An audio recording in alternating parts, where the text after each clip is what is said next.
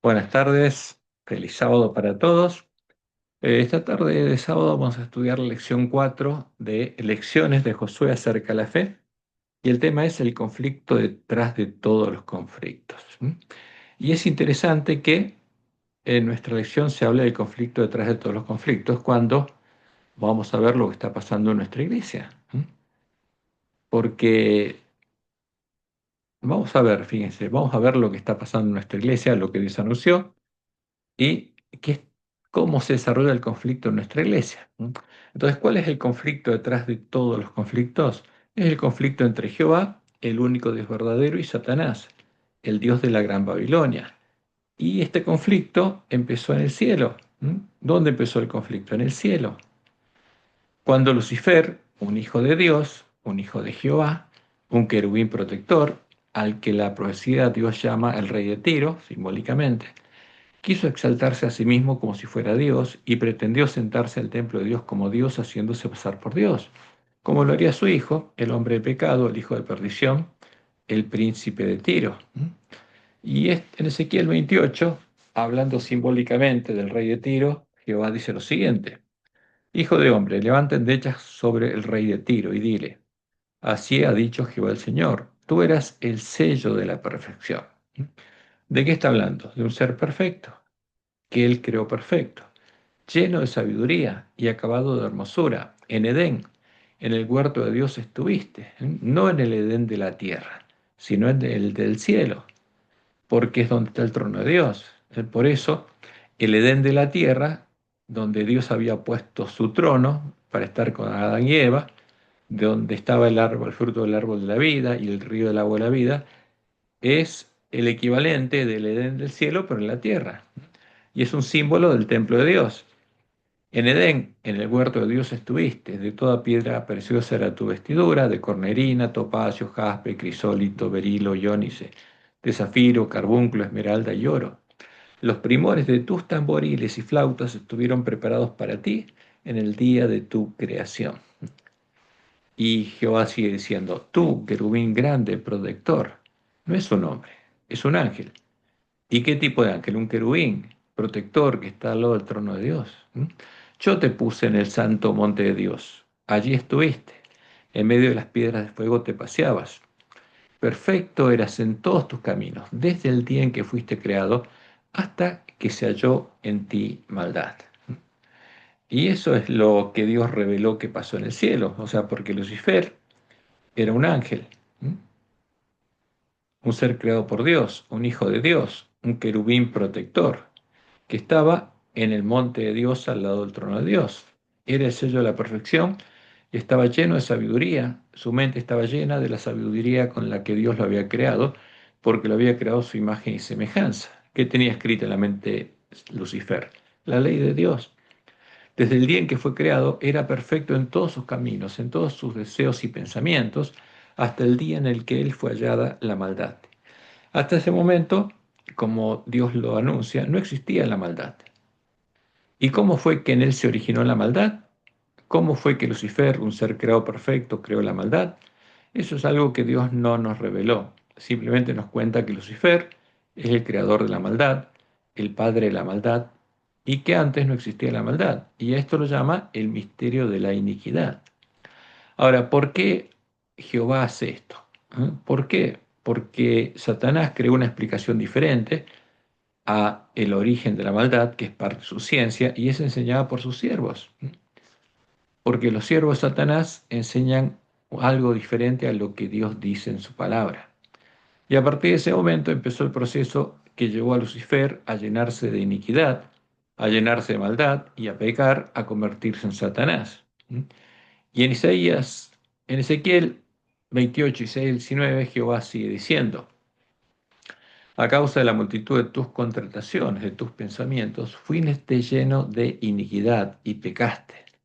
Entonces, Lucifer creó la maldad y después esa maldad fue creciendo en él hasta que llenó su mente y su corazón y entonces pecó.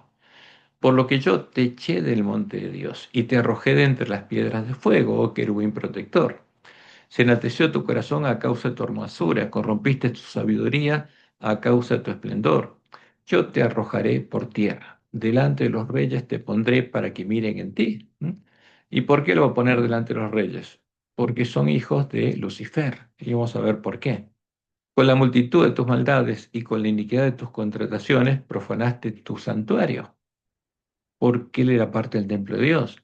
Yo pues saqué fuego de en medio de ti, el cual te consumió, y te puse en ceniza sobre la tierra a los ojos de todos los que te miran. Todos los que te conocieron de entre los pueblos se maravillarán sobre ti, espanto serás y para siempre dejarás de ser. Entonces, lo que hizo Lucifer fue corromper su sabiduría, corromper la ley que Dios había escrito en su mente y en su corazón, al crearlo a su imagen y semejanza moral. Como después Satanás corrompería la sabiduría de Adán y Eva, cuando le diera a conocer su ciencia, cuando empezaría a escribirla en sus mentes y en sus corazones, porque no terminó de completarla. Ellos no llegaron a conocer las profundidades de Satanás, pero sí habría personas que las llegarían a conocer. Y al hacerlo, al corromper su sabiduría, Satanás profanó su santuario, porque él era parte del santuario de Dios, como lo sería el Mesías y como lo serían los hijos de Dios en el tiempo del nuevo pacto, porque Jehová moraba en él. Y después de pecar, quedó determinada su sentencia al final. Al final del conflicto, dejará de existir. Y se convirtió en el primer árbol malo que, como pasaría con el hombre cuando conociera su ciencia, ya no podía dar frutos buenos, sino solo podía dar frutos malos. Y Jesús, hablando de los hombres, dice esto, Mateo 7:18, no puede el buen árbol dar malos frutos, o sea, Jehová no puede hacer el mal. En la ciencia Satanás dice que sí, ni el árbol malo dar frutos buenos. Y después de Mateo 12:35 Jesús indicó, el hombre bueno, del buen tesoro del corazón saca buenas cosas. ¿Qué tiene Jehová en el corazón? Un buen tesoro. ¿Y qué saca? Solamente buenas cosas, no hace el mal. En cambio, el Dios de la Gran Babilonia, el Dios Padre de la Trinidad, hace el mal a la gente. Mató al Dios Hijo para satisfacer su justicia. Eso es lo que enseña Roma y nuestros teólogos. Y Jesús dijo, y el hombre malo del mal tesoro saca malas cosas, no puede sacar algo bueno. Entonces, cuando Satanás corrompió el corazón y la mente de Adán y Eva, ya no podían sacar cosas buenas. Y ellos les pasaron a sus hijos justamente esas enseñanzas. Ahora, ¿qué hizo Lucifer cuando se llenó de iniquidad? ¿Cuál fue su fruto, su pecado? Dios lo reveló por medio de Isaías. Como fruto de la maldad, tuvo el mismo deseo que los reyes de la tierra, representados en el Apocalipsis por las cabezas y los cuernos del gran dragón escarlata, y el mismo deseo que el hombre de pecado, su hijo. Y leemos en Isaías 14, 12 al 15. ¿Cómo caíste del cielo, oh lucero, oh Lucifer, hijo de la mañana, hijo de Dios? Porque Lucifer no es la estrella de la mañana, es hijo de la mañana, es hijo de Dios. Cortado fuiste por tierra, tú que debilitabas a las naciones, tú que decías en tu corazón, subiré al cielo, en lo alto, junto a las estrellas de Dios, a los ángeles, levantaré mi trono. ¿Qué quiero ser? Ser un Dios. Y en el monte del testimonio me sentaré, a los lados del norte, sobre las alturas de las nubes subiré, y seré semejante al Altísimo, seré semejante a Jehová. Mas tú derribado eres al Seol, a los lados del abismo. Por eso se convirtió en el ángel del abismo. Entonces, fíjense lo que quiso hacer. Quiso ser mayor que sus hermanos, quiso ser señor de sus hermanos. Quiso sentarse en el templo de Dios como Dios, haciéndose pasar por Dios. Y en el cielo creó la primera religión falsa, a la que Dios llama la Gran Babilonia, la religión que adora el dragón, la mujer ramera que trajo con él a la tierra. Porque ¿cuándo fue adorado primeramente el dragón? En el cielo, por la tercera parte de los ángeles. Y se convirtió en el primer político que lucha por obtener el poder. Y empezó a debilitar a las naciones del cielo, hablando mal de Dios, de Jehová, buscando que dejaran a Jehová y lo siguieran y lo adoraran a él. Y logró arrastrar a tercera parte de los ángeles, como que Dios lo declaró y Jesús lo declaró en la profecía del Apocalipsis, Apocalipsis 12, 3 y 4. También apareció otra señal en el cielo. He aquí un gran dragón escarlata, que tenía 7 cabezas y 10 cuernos, y en sus cabezas 7 diademas. Y su cola arrastraba la tercera parte de las estrellas del cielo, los ángeles, y los arrojó sobre la tierra. Y en la tierra, y esto es importante entenderlo, la Gran Babilonia sería madre de las rameras y de las abominaciones de la tierra, de los ídolos, con los cuales las rameras adorarían al dragón, incluyendo la tradición cristiana de la Gran Babilonia, y sería la madre de la simiente de la serpiente, la madre de los hijos del diablo. Y en Génesis 3:15, Dios anunció lo siguiente: y pondré enemistad entre ti y la mujer, símbolo de la verdadera iglesia, y entre tu simiente, la cizaña, los hijos del diablo y su mujer, y la simiente suya, o sea, el trigo, los hijos de Dios y la mujer vestida de sol. Esta, la simiente de la mujer, te herirá en la cabeza y tú le herirás en el calcañar. ¿Quién va a vencer? La simiente de la mujer. ¿Mm? Y como dice Juan, en 1 Juan 3, 10 al 12, enseguida Satanás empezó a tener hijos.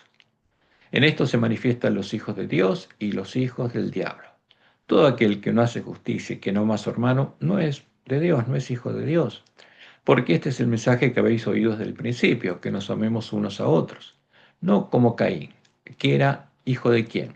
Era hijo del maligno y mató a su hermano. ¿Y por qué causa le mató? Porque sus obras eran malas y las de su hermano justas. Entonces fíjense, todo aquel que mata a su hermano es hijo de quién? Del diablo. Entonces, y en Apocalipsis 17, Dios nos reveló lo siguiente. Vi entonces uno de los 7 ángeles que tenían las 7 copas. Entonces esto ocurre cuando los ángeles tienen las 7 copas, pero todavía no las derramaron. Y ahora viene la razón por la que tienen las 7 copas. Y habló conmigo diciéndome: ven acá y te mostraré la sentencia contra la gran ramera, la que está sentada sobre muchas aguas, con la cual han fornicado los reyes de la tierra, y los moradores de la tierra se han embriagado con el vino de su fornicación. ¿Mm? ¿Y quiénes son los moradores de la tierra? ¿Dónde está el pueblo de Dios? ¿Y cuándo vendría la sentencia sobre la gran ramera? Cuando le diera a beber del vino de su fornicación, ¿a quién? A la única iglesia que no lo había bebido. Y me llevó en el espíritu al desierto, a donde Dios estaba sosteniendo a su verdadera iglesia por 1260 años, y vi a una mujer sentada sobre una bestia escarlata, que es el dragón. ¿Qué pasó? El dragón y su mujer fueron a perseguir al pueblo de Dios. ¿No? El pueblo conocía a su Dios. Llena de nombres de blasfemia. ¿Quién? La ramera, porque las cabezas de la mujer tienen nombres de blasfemia. Que tenía 7 cabezas y 10 cuernos. ¿Quién? El dragón. Entonces acá está la mujer y el dragón. Y la mujer estaba vestida de púrpura y escarlata y adornada de oro, de piedras preciosas y de perlas, y tenía en la mano un cáliz de oro lleno de abominaciones y de la inmundicia de su fornicación. Y acuérdense de esto, porque vamos a ver, porque a Roma le gusta mostrar cuál es la inmundicia de su fornicación y cuáles son sus abominaciones. Y en su frente un nombre escrito, un misterio: Babilonia la Grande, la madre de las rameras y de las abominaciones de la tierra, de todas las rameras y de todos sus ídolos. Y dice Juan: vi a la mujer ebria de la sangre de los santos y de la sangre de los mártires de Jesús. ¿Por qué? Porque esta mujer los asesinó para echar por tierra el lugar santuario de Dios y la verdad. Para ella ponerse en lugar de la verdadera iglesia. Y cuando la vi, quedé asombrado con gran asombro. Acá en estas figuras tenemos al dragón con sus 7 cabezas que tienen coronas, porque son símbolo de 7 reinos. ¿Mm? Y uno sucedería a los otros. Las cabezas no gobiernan de forma simultánea, sino que uno viene detrás de otro. Y finalmente hay 10 cuernos, que son símbolos de los reyes de la tierra, que no tienen corona.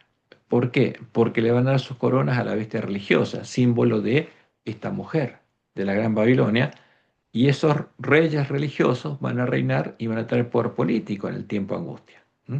Y vamos a ver cuándo. Entonces aquí está el gran dragón escarlata, la bestia escarlata, sobre la que se sienta la gran ramera. ¿Eh?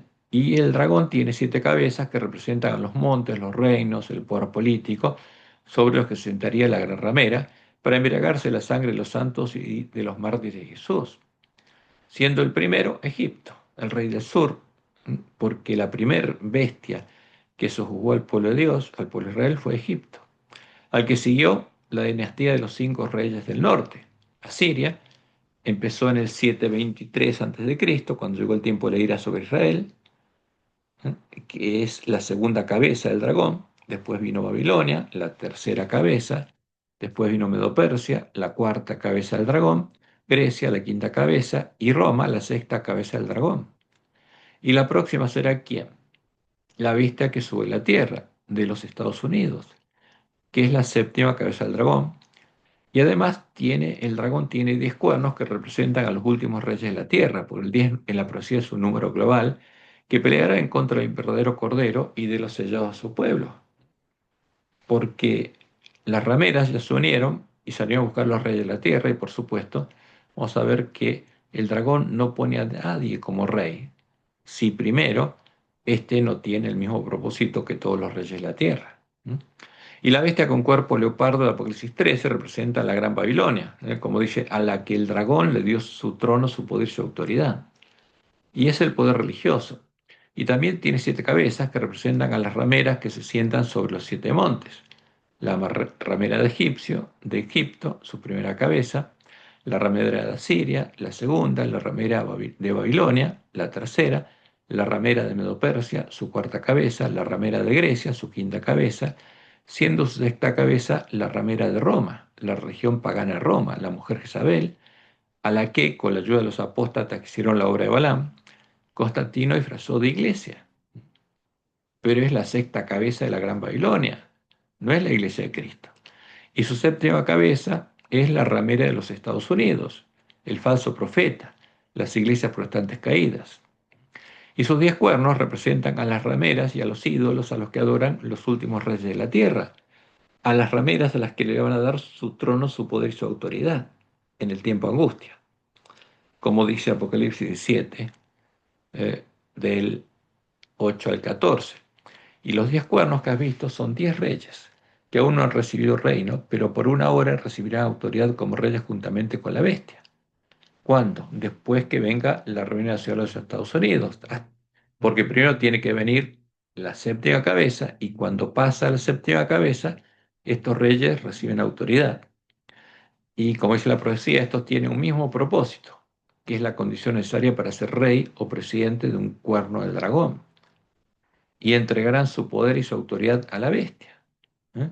Por esa causa, las coronas tendrán los 10 cuernos de la bestia religiosa y no los 10 cuernos del dragón. ¿Y qué van a hacer? Pelearán contra el Cordero, y el Cordero los vencerá, porque Él es Señor, Señor y Rey de Reyes.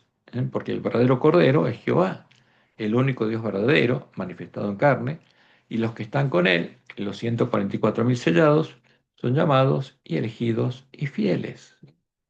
De eso está hablando la profecía, y eso va a pasar. Y ahora vamos a ver si puedo mover el ratón acá, aquí. Entonces aquí tenemos un cuadrito donde tenemos una representación de las cabezas del dragón. ¿Qué pasó en el cielo? En el cielo, Lucifer se levantó contra Dios y arrastró con él a la tercera parte de los ángeles.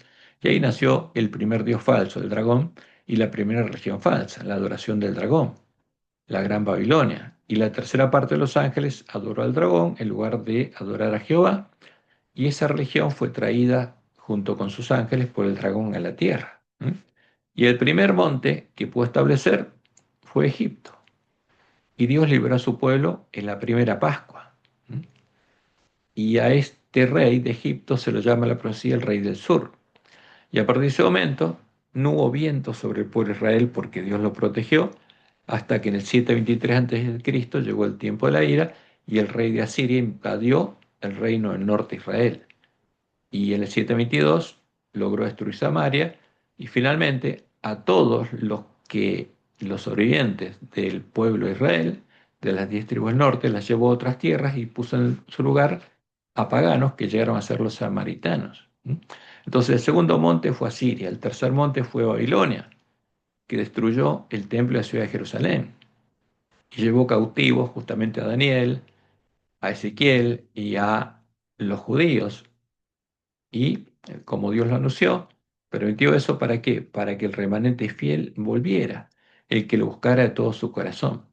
Y en la profecía de Daniel, de Daniel 2 se representa a Babilonia como la cabeza de la gran imagen de Baal, porque el dios de Babilonia es el mismo de todos, el mismo dios de Egipto y el de todas las bestias. Y después viene Medo-Persia, viene Grecia y viene Roma. Y el imperio duró 650 años, después el papado gobernó por 1260 años hasta 1798.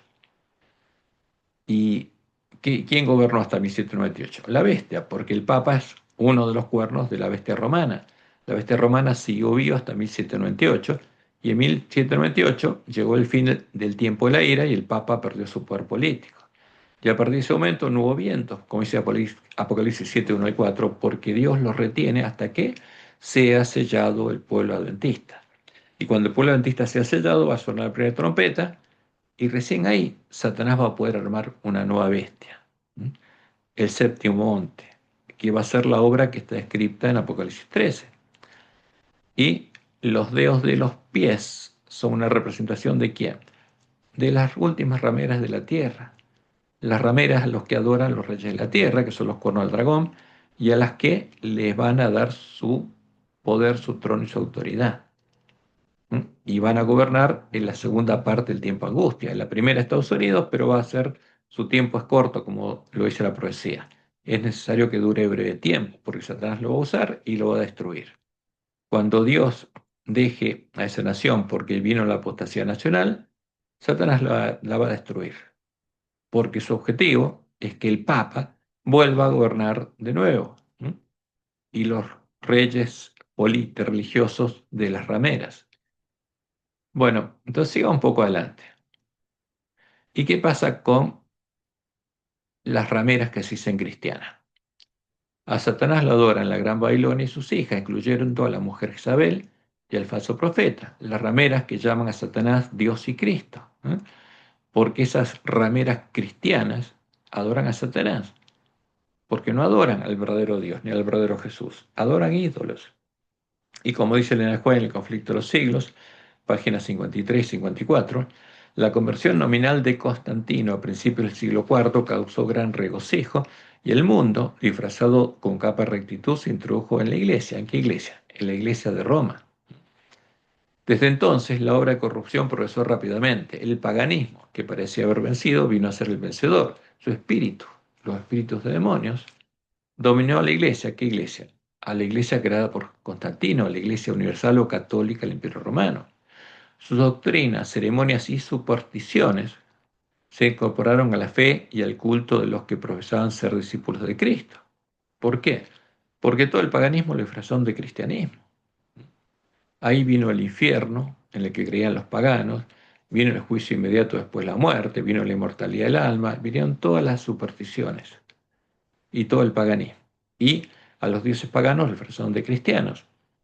Y como dice la White, esta venencia entre el paganismo y el cristianismo dio por resultado el desarrollo del hombre de pecado, predicho en la profecía como oponiéndose a Dios y ensalzándose a sí mismo sobre Dios. Ese gigantesco sistema de falsa religión es obra maestra del poder de Satanás, un monumento a sus esfuerzos para que para sentarse él en el trono y reinar sobre la tierra según su voluntad. Porque fíjense, acá tenemos una imagen que pone Roma, del dios de Roma, porque tiene autoridad ¿dónde? En el cielo, en la tierra y en el infierno, porque es el dios del infierno, es el dios pagano. Y el primero que se ciñó la tiara que tenía Constantino como sumo pontífice de la mujer Isabel fue Silvestre I. Y acá está la imagen de Silvestre I en la Iglesia Católica, ¿eh? San Silvestre le dice. Y acá están sus sucesores que se hacen adorar, se visten de sol, se ponen la cabeza de pescado como Dagón y hacen que otros lo adoren. Acá hay una monjita adorándolo, acá hay un obispo, acá hay reyes adorándolo. Y en la iglesia hacen que los niños adoren a quién. Este no es Jesús, este es Satanás. ¿Mm? Esa imagen de Satanás es una imagen de Apolo. Y esta es la imagen que Satanás le mostró a Constantino, la imagen del sol con una cruz. Dos imágenes de la bandera negra de los paganos. ¿Qué significa esto? ¿Mm? El sol es Baal y las cruces para los paganos eran los hijos del sol. Este es Baal hijo. Y a Baal hijo adora Roma. Fíjense, acá está la copa donde está el vino, el flor de la fornicación de la Gran Babilonia. ¿Qué imagen adora? La que Satanás le mostró a Constantino, le dijo, si lográs que los cristianos adoren esta imagen, ya los venciste, porque van a estar adorando un ídolo pagano. Y al adorar a un ídolo pagano, adoran a Satanás y a los demonios. Y acá está la copa de Babilonia. ¿Y a quién llaman Dios? Al sol. Esta es una iglesia católica y al sol lo llaman Dios. ¿A quién? Al Dios de Egipto. Porque la Trinidad y el Dios de Egipto son la misma cosa. Y como dice Elena de White, la gente quedó del todo engañada. Se le enseñó que el Papa y los sacerdotes eran los representantes de Cristo, cuando en verdad lo eran de Satanás. Y a Satanás adoraban, llamándolo Dios, Jesús y Cristo, cuanto ante ellos se postraban. Entonces, ¿qué pasa si nosotros adoramos al Dios de Roma? ¿A quién adoramos? A Satanás, no hay duda. Y como Pablo lo anunció en 2 Tesalonicenses 2, 1 al 4, pero con respecto a la venida de nuestro Señor Jesucristo y nuestra reunión con Él, nadie os engañe de ninguna manera, porque no vendrá sin que antes venga la apostasía. Y acá Pablo está interpretando Daniel 8, porque en Daniel 8, en original, habla de la apostasía, pero los traductores, siervos de Jezabel, ponen otra cosa. Y se manifieste el hombre de pecado, el hijo de perdición, el cual se opone y se levanta contra todo lo que se llama Dios o es hijo de culto, tanto que se sienta en el templo de Dios como Dios, haciéndose pasar por Dios. ¿Por qué? Porque el hombre de pecado es el hijo de perdición, el hijo de Satanás. Y con él se sienta en su trono, ¿quién? Satanás mismo, porque ese es el trono de Satanás. Y cuando los apóstatas crearon la doctrina de Jezabel, ¿qué pasó? Los que tenían esa doctrina llegaron a conocer las profundidades de Satanás, como leemos en Apocalipsis 2, 20 y 24, pero tengo unas pocas cosas contra ti, que toleras que esa mujer que es Jezabel, que se dice profetiza, se dice iglesia, pero es la religión pagana del Imperio Romano, enseña y seduzca a mis siervos a fornicar. ¿Qué significa fornicar? Adorar ídolos y a comer cosas sacrificadas a los ídolos. Pero a vosotros y los demás que están en Tiatira, a cuantos no tienen esa doctrina y no han conocido lo que ellos llaman las profundidades de Satanás, yo os digo, no os impondré otra carne. Entonces, ¿qué pasa con el que tiene la doctrina de Jezabel? La doctrina de la Trinidad. Si lo hace conscientemente, va a llegar a conocer las profundidades de Satanás. ¿Por qué? Porque va a ser hecho habitación de demonios. ¿Y cuál es el disfraz de Satanás? Es el Dios Hijo de la bandera negra de los paganos, o sea, va al Hijo, al que antes los paganos llamaban Tamuz, Horus, Mitra y Apolo, el ángel del abismo, como dice Jesús en Apocalipsis 9. Él es la abominación asoladora de la que habló el profeta Daniel, en cuya defensa fue asesinado el pueblo conocía a su Dios porque no lo adoraba, como lo estableció el edicto de Tesalónica del año 380 después de Cristo, porque la mujer Isabel se volvió a sentar sobre el poder de la bestia para asesinar al pueblo de Dios, y fue disfrazado de Dios y de Cristo en la doctrina de Isabel, la doctrina de la Trinidad, la doctrina que lleva a conocer las profundidades de Satanás. ¿Por qué? Pues Satanás es el Jesús que, cuando llegue el fin, vendrá a la tierra simulando la segunda venida del santo, el verdadero Jesús. Satanás es la puerta ancha por la que se entra la sinagoga de Satanás y es el camino espacioso que lleva a la perdición. Y acá tenemos las imágenes de los paganos y son muy claras.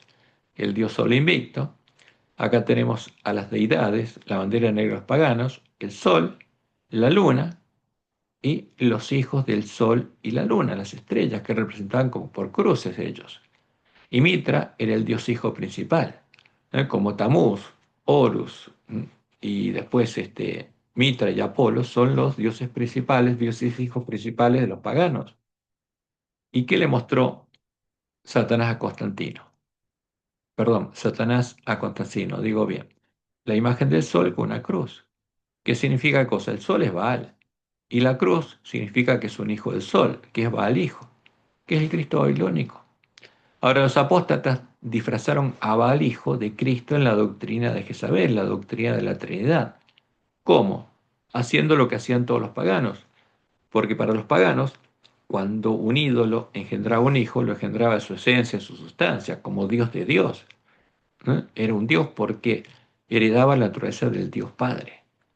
Y al definir la doctrina de la Trinidad, creo en Nicea, definieron a un Dios Padre genérico, que es la imagen de Zeus, y a un Dios Hijo engendrado por el Dios Padre, su esencia y su sustancia, como los paganos dioses paganos engendraban hijos. Definieron a Baal hijo. O sea, la imagen, esta imagen, la pusieron en palabras con términos filosóficos y la llamaron Cristo. Al Cristo babilónico, que es el disfraz de Satanás. Y eso los llevó a conocer las profundidades de Satanás, por eso era una habitación de demonios, adorando ídolos. Y en el edicto de Salónica impusieron por la fuerza la religión que profesaba el pontífice de Dámaso, porque el obispo de Roma era sumo pontífice Jezabel, porque Constantino le había dado su trono, su poder y su autoridad como sumo pontífice Jezabel, ¿a quién? A Silvestre I, el primer papa. ¿Mm? Y lo definen así: creemos en la divinidad única del Padre, del Hijo y del Espíritu Santo bajo el concepto de igual majestad y de la piadosa Trinidad. Y esa era la imagen a la que adoraba la bestia romana, es la imagen de la bestia, y sigue siéndola. Entonces, cuando en Apocalipsis el mensaje del tercer ángel nos habla de no adorar a la bestia, a su imagen, ¿cuál es la imagen de la bestia? La Trinidad. ¿Y qué ordenó el Imperio Romano? Ordenamos que tengan nombre cristianos católicos. O sea, la marca que la bestia romana le ponía ¿a quién? A los que adoraban a la imagen de la bestia. Quienes sigan esa norma, mientras que los demás los juzgamos dementes y locos. ¿Qué pasaba? El que no era cristiano católico perdía sus derechos civiles y no podía comprar ni vender, porque es lo mismo que hacer la bestia que suba de la tierra. Entonces, fíjense, este es el tipo de la ley dominical activa, que va a imponer una adoración. ¿Mm? No va a imponer el descanso dominical. Esa ley fue la del 321, que no pasó nada con esa, porque era simplemente una ley civil, y como Dios le mostró a la juez, cuando venga una ley que obliga a descansar el domingo, tenemos que respetarla, porque esa no viola la libertad de conciencia. Es una ley civil. Mientras que los demás los juzgamos dementes y locos, sobre los que pesará la infamia de la herejía, los declara herejes. Sus lugares de reunión no recibirán nombre de iglesias. ¿Por qué? Porque a los verdaderos cristianos les prohíben que sus lugares de reunión se llamen iglesias, y será objeto, dice la bestia romana, primero de la venganza divina y después serán castigados. O sea, serán asesinados en defensa de la imagen de la bestia, en defensa de la abominación desoladora, en defensa de la Trinidad, por nuestra propia iniciativa que adoptaremos siguiendo la voluntad celestial, que era la voluntad de ¿quién? De Satanás. Porque a Satanás adoraban llamándolo Dios y Cristo. Y como dice en el Juez, primero escritos, página 211, lo que Dios le mostró la visión del gran conflicto, Satanás se regocijaba por la caída de tantos y entonces incitó a la iglesia caída, ¿a quién? A Roma, a obligar a quienes querían conservar la pureza de su religión a que accediesen a sus ceremonias y al culto de las imágenes. ¿Qué imágenes? Las definidas en la Trinidad, o recibiesen la muerte. Los fuegos de la persecución se encendieron nuevamente contra la verdadera iglesia de Cristo, la iglesia del desierto, y millones fueron muertos sin misericordia. ¿Por qué? Por negarse a adorar la abominación desoladora, a la Trinidad. Y eso es claro. Ahora, ¿qué está adorando el pueblo antista? A la abominación desoladora, porque Babilonia le dio de su vino. Y como Jesús lo dijo, y fue muy claro, Juan 16, 1 al 4, estas cosas os he hablado para que no tengáis tropiezo, os expulsarán de las sinagogas, y aún viene la hora cuando cualquiera que os mate pensará que rinde servicio a Dios, y harán esto porque no conocen al Padre ni a mí. ¿Quién no conoce al verdadero Jesús y al verdadero Padre? El que expulsa. El que expulsa de la iglesia a un hermano no conoce al verdadero Dios. Y el que mata tampoco. Entonces el que adora la Trinidad, ¿conoce al verdadero Padre y al verdadero Jesús? No. Está adorando ídolos. Los ídolos de la bandera negra de los paganos. Y como Jesús lo anunció, su sermón profético, y será predicado este Evangelio del Reino. El Evangelio del Reino de Dios. Porque el que está reinando ahora no es Jesús. El que va a reinar hasta que finalice el juicio investigador es Dios. Pero en Roma ellos dicen que reina Cristo. ¿Quién reina? Satanás. Y a Satanás lo llaman Cristo. Y será predicado este Evangelio del Reino en todo el mundo para testimonio a todas las naciones. Y entonces vendrá el fin. ¿Qué hay que predicar? El Evangelio del Reino de Dios.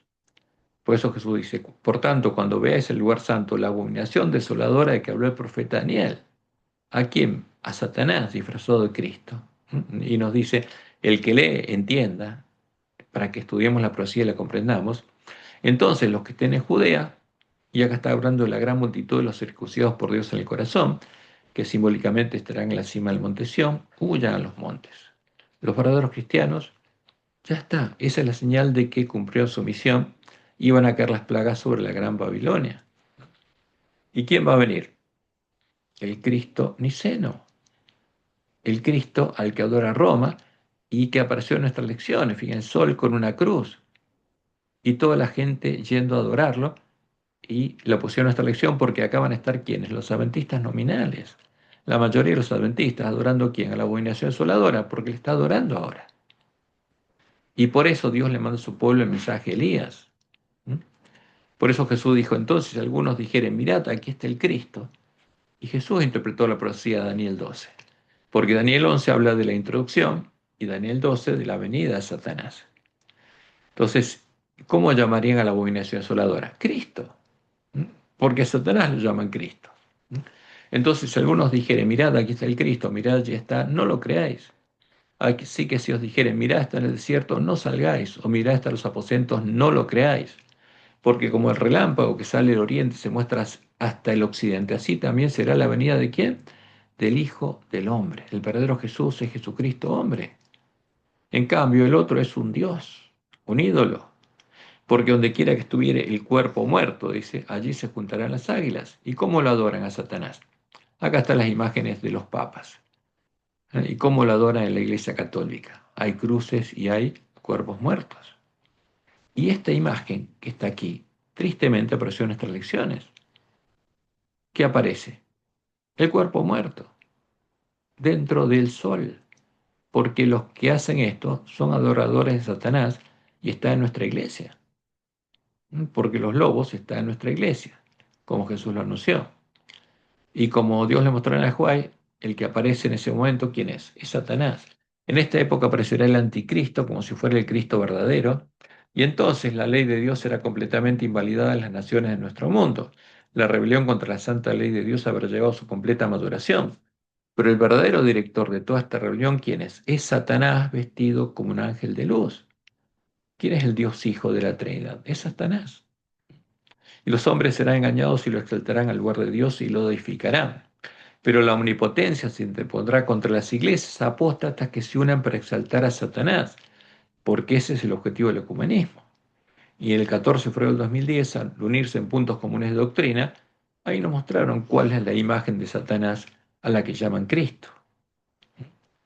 Y se pronunciará la sentencia, por lo cual en un solo día vendrán sus plagas, muerte, llanto y hambre, y será quemada con fuego, porque poderoso es Dios el Señor que la juzga.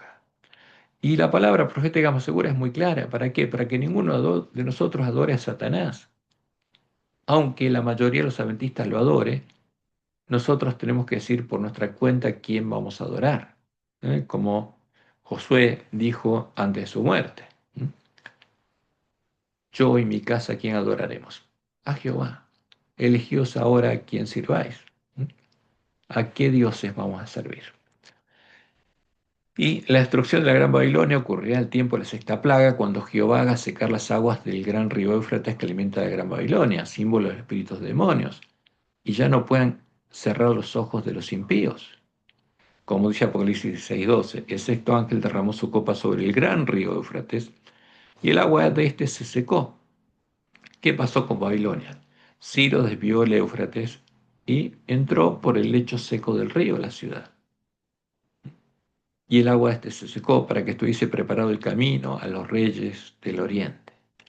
¿Quiénes son los reyes del oriente? ¿Eh? Los hijos de Dios. Y en Apocalipsis 19:20 leemos, y la bestia fue apresada y con ella el falso profeta, que había hecho delante de ella las señales con las cuales había engañado a los que recibieron la marca de la bestia y habían adorado su imagen. ¿Llamando a quién? A Satanás, Dios y Cristo. O sea, la bestia y el falso profeta son parte del plan de Dios o Satanás, de Satanás. Y tristemente nuestros dirigentes lo llaman parte del plan divino, porque ellos se unieron a ese plan. Y están adorando al mismo Dios que la bestia y el falso profeta. ¿A quién están llamando Dios y Cristo? A Satanás. Y estos dos fueron lanzados vivos dentro de un lago de fuego que arde con azufre. Y ahora viene la sentencia sobre el príncipe de Tiro, el hijo de Satanás, el hijo de perdición. Ezequiel 28, 6 al 10. Por tanto, así ha dicho Jehová el Señor, por cuanto pusiste tu corazón como corazón de Dios, como si fueras un Dios, Por tanto, he aquí yo traigo sobre ti extranjeros, los fuertes de las naciones, o sea, los reyes, que primero le van a dar su autoridad, ¿qué van a hacer después? Que desenvainarán sus espadas contra la hermosura de tu sabiduría y mancharán tu esplendor. Al sepulcro te harán descender. ¿Qué van a hacer los reyes? Te van a matar. Y morirás con la muerte de los que mueren en medio de los mares. Hablarás delante del que te mate diciendo yo soy Dios. Tú hombre eres y no Dios. Este es el hombre de pecado del que hablaba Pablo. En la mano de tu matador. De muerte incircuncisos morirás por medio de extranjeros, porque yo he hablado, dice Jehová el Señor. Y esto va a pasar. Ahora, aquí vamos a adorar. La profecía es muy clara.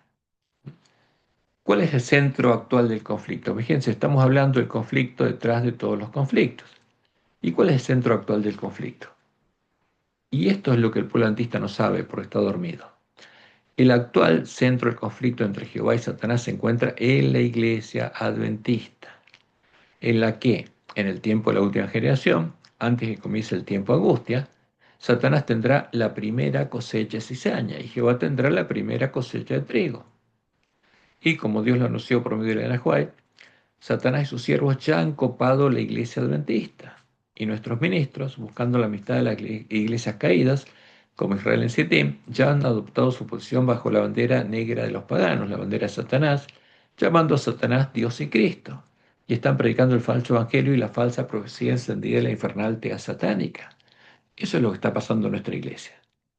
Por eso Dios tendría que mandar al profeta Elías, porque en nuestra iglesia habría profetas de Baal.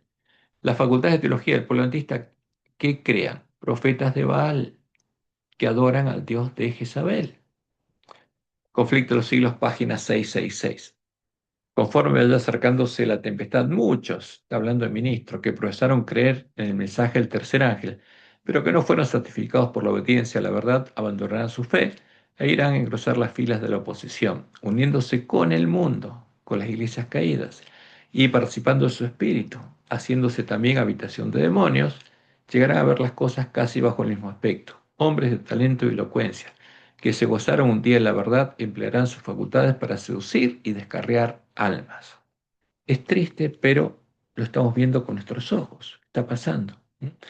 Y después Dios le mostró esto. ¿Qué pasaría con nuestros ministros? Ministros no santificados se están alistando en contra de Dios. Están alabando a Cristo y al Dios de este mundo al mismo tiempo. Mientras profesan recibir a Jesús, abrazan a Barrabás. ¿A quién? A Satanás. Y por sus acciones dicen, no a este, sino a Barrabás. Presten atención todos los que leen estas líneas. Satanás se ha jactado de lo que él puede hacer. Quiere destruir la unidad que debe existir en la iglesia y por la cual oró Cristo. Dice, saldré y seré un espíritu mentiroso para engañar a los que pueda, para criticar, para condenar, para calumniar. Y agrega Elena, albergue al engañador y el testigo falso, no al verdadero Jesús, al testigo fiel y verdadero, sino a Satanás, el falso Jesús, el Cristo niceno, el Cristo de la Trinidad. Una iglesia que ha tenido gran luz, gran evidencia, y esa iglesia desechará el mensaje que el Señor ha enviado y recibirá los más irrazonables acertos, falsas suposiciones y falsas teorías. ¿Y qué agrega Elena? Satanás se ríe de la insensatez de ellos, porque él sabe cuál es la verdad. Los engaña y se ríe de ellos. ¿De quién? De nuestros ministros. Y agrega Elena, muchos ocuparán nuestros púlpitos sosteniendo en las manos la antorcha de la falsa profecía, encendida por la infernal tea satánica. ¿Qué predicarían desde nuestros púlpitos? La falsa profecía creada por Satanás. Si se albergan dudas e incredulidad, dice, los ministros fieles serán retirados de entre aquellos que creen saber tanto. ¿Y qué pasa si hay un ministro que empieza a darse cuenta que lo que predican es una mentira? Le van a quitar el púlpito. Desde el púlpito solo se podría predicar la falsa profecía y el falso evangelio. Por eso Elena eh, repite las palabras de Jesús sobre Jerusalén. Oh, si también tú conocieses, dijo Cristo, al menos en este tu día lo que es para tu paz, mas ahora está encubierto de tus ojos. ¿Por qué? Porque los ministros, al hacerse habitación de demonios, quedarían ciegos. Los espíritus demonios los enceguecerían ¿hasta cuándo? Hasta el tiempo de la sexta plaga. Y como dice Elena en Evento de los Últimos Días, página 181, una cosa es cierta, los adventistas del séptimo día que adoptan su posición bajo la bandera de Satanás. ¿Cuál? La Trinidad. Primero abandonarán su fe las advertencias y reproches contenidos en los testimonios del Espíritu de Dios. ¿Y qué va a hacer Satanás? En el gran corazón de la obra, Satanás empleará sus artes infernales en grado máximo. ¿Dónde? En nuestra iglesia. Buscará toda forma posible para interponerse él mismo entre el pueblo y Dios e interrumpir la luz que debiera haber iluminado a sus hijos. O sea, en vez de la luz verdadera, la luz de la verdadera profecía que tendríamos, la luz de la antorcha de Satanás. Es su propósito mantenerlos en la ignorancia de lo que vendrá sobre la tierra. Porque el plantista tiene que leer, oír y guardar las palabras de la profecía. ¿Y Satanás qué quiere? Impedir que haya un pueblo que guarde las palabras de la profecía. ¿Mm? Por eso, Dios necesitaría siervos fieles y prudentes que hicieran la obra de Elías. Y como dice Elena, en los últimos días, página 174, se necesita ahora a hombres y mujeres que trabajen fervientemente. ¿Cómo qué? Como siervos fieles y prudentes para tratar de salvar almas. Pues Satanás, como poderoso general, ha copado el campo, dice ella. Y el campo de padre familia es la iglesia remanente. ¿Qué habría hecho Satanás? Habría copado nuestra iglesia. ¿Y qué habría en nuestra iglesia? Solo profetas de Baal. Y en la última parte del tiempo que le queda está trabajando con todo método concebible para cerrar la puerta a la luz que Dios quiere que venga a su pueblo. ¿Y cuándo vendría esa luz? En el clamor de medianoche, cuando el pueblo escuchara el mensaje de Elías, escuchar el verdadero evangelio, escuchar a quién es, se enterara quién es el verdadero Dios, el verdadero Jesús, y viera iluminado el camino a la ciudad de Dios. Y agrega Elena, Él recorre todo el mundo para fortalecer sus filas, porque copó nuestra iglesia, y los pocos que son fieles a los requerimientos de Dios son los únicos que podrán resistir. ¿Mm? Porque muchos entrarían por la puerta ancha, como Jesús lo anunció, y pocos serían los que son fieles a los requerimientos de Dios, y son los únicos que podrán resistir, y aún a ellos lo está tratando de vencer. Eso es lo que Dios le mostró. Ahora, ¿por qué Satanás está tan preocupado? ¿Por qué el centro de conflicto está en nuestra iglesia? Por una razón muy clara. ¿Cuál es el rol del pueblo adventista en el gran conflicto? Fuimos llamados a recuperar el conocimiento de la verdad echada por tierra. No lo va a recuperar otro pueblo. Lo tiene que recuperar el pueblo adventista. Y ese es nuestro primer trabajo. Y luego tenemos que predicar el mensaje de Elías a nuestros hermanos. La plena predicación del mensaje de los tres ángeles para que los lugares asolados puedan ser reedificados con los sellos del pueblo adventista. Y luego, cuando los lugares asolados hayan sido reedificados, tenemos que ir con Jesús a la batalla de Armagedón, a predicar el fuerte pregón del mensaje de los tres ángeles. ¿Eh? ¿Qué significa Armagedón? Ar, monte, de Megido. ¿Y qué está en Megido, el valle de Megido? El monte Carmelo, donde Elías se enfrentó a los profetas de Baal. ¿Y quién son en el tiempo de angustia, a quién vamos a enfrentar? A los adventistas nominales, que son profetas de Baal, a la bestia y el falso profeta. Por los adventistas nominales van a ser parte del falso profeta. Y tenemos que ir a la batalla de Armagedón a predicar el fuerte pregón del mensaje de los tres ángeles para que una gran multitud pueda salir de la gran Babilonia y entrar por las puertas del templo de la ciudad de Dios para comer el fruto del árbol de la vida y beber del agua de la vida gratuitamente. Porque es el propósito de Dios, salvar a todo el que quiera ser salvo. Ahora, ¿qué anunció Dios en la palabra profética más segura que ocurría en nuestra iglesia? Anunció lo siguiente. Anunció, como Jesús lo dijo en su sermón profético, de Mateo 24-25, que a partir de 1844, cuando las vírgenes salían a recibir al esposo y el librito abierto les amargara el vientre, a ella sería semejante el reino de los cielos, el campo del padre familia, al que la profecía del Apocalipsis identifica como la tierra. ¿Mm? Y tardándose el esposo, todas las vírgenes cerrarían los ojos a la luz de sus lámparas y se dormirían, como leemos Mateo 25, 1 y 5. Entonces el reino de los cielos será semejante a 10 vírgenes. ¿Eh? Entonces, ¿a quién es semejante este tiempo el reino de los cielos, el reino de Dios? Al pueblo adventista, la iglesia remanente, que tomando sus lámparas salieron a recibir al esposo, y tardándose el esposo, cabecearon todas, cuantas todas, y todas se durmieron. Y eso pasó literalmente con los pineros, no quedó uno vivo. Y cuando llegáramos a el tiempo de la última generación, todo el pueblo adventista estaría en la condición del ángel de la Odisea. se creería rico sin saber cuál es su condición. ¿Por qué? Porque cuando las vírgenes se durmieran, entraría el enemigo en el campo del padre familia, entrarían lobos vestidos de ovejas, los siervos de la mujer Jezabel, y sembrarían la semilla de la cizaña, la semilla de la cual nacen los hijos del diablo, donde en las mentes y en el corazón de todas las vírgenes, para que Satanás pueda tener una gran cosecha de cizaña, de hijos del diablo, de hacedores de maldad, en el pueblo adventista, dándonos a ver del vino el furor de la fornicación de la gran Babilonia. Y Jesús lo contó claramente en Mateo 13, 24 al 25. Le refirió otra parábola diciendo: el reino de los cielos es semejante a un hombre que sembró buena semilla en su campo. Pero mientras dormían los hombres, mientras dormían las vírgenes, vino su enemigo y sembró cizaña. ¿Qué sembró? El falso trigo, el falso Jesús, la abominación asoladora, entre el trigo y se fue. Y por eso Elena dice que habrá aún entre nosotros mercenarios. ¿Quién es un mercenario? Alguien que hace la obra de Balaam, que de ser profeta de Jehová, por ganar la recompensa que le ofrecía Balac, el rey enemigo, o los apóstatas que por la recompensa que le ofrecían Constantino, se unieron a él para engañar al pueblo de Dios. Y lobos con piel de oveja, que son los que vienen a nosotros, los que son del ejército de quién? Del Cristo niceno. ¿No? Son los jesuitas, los adoradores de quién? Del Cristo niceno, que pueden ser arrianos o trinitarios, pero adoran al mismo Jesús. Por eso dice Elena: habrá aún entre nosotros mercenarios y lobos con piel de oveja que tratarán de persuadir al rebaño de Dios a que ofrezca sacrificios a otros dioses, a los dioses de la mujer Isabel, al Cristo babilónico, antes que a Dios, antes que a Jehová.